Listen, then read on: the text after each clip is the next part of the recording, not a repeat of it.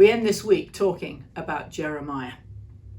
He was another prophet who lived in this time, and he stayed in Jerusalem even during the exile.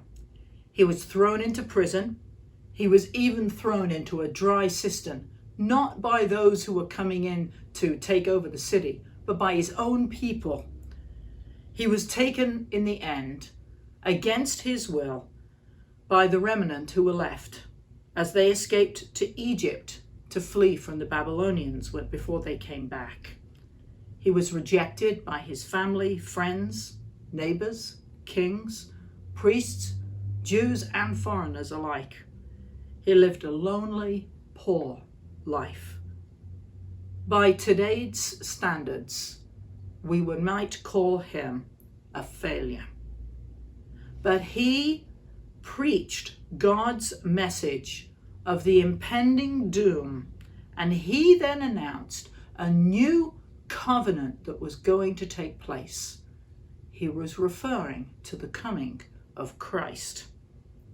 He's known as the weeping prophet because he wept over his country.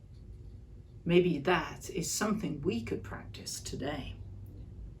In Jeremiah 1, 5 and 8, God calls to Jeremiah, and they're words I think we need to hear today. God says, "Before I formed you in the womb, I knew you. And before you were born, I consecrated you. I anointed you a prophet to the nations." And in verse 8 he says, "Do not be afraid, for I am with you to deliver you." Jeremiah also wrote Lamentations, and in chapter 3, verse 22 and 23 are some famous words I know you're going to know that I want to leave you with today. He says, "The steadfast love of the Lord never ceases. His mercies never come to an end.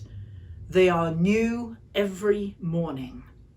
Great is your faithfulness." Rejoice in those words today.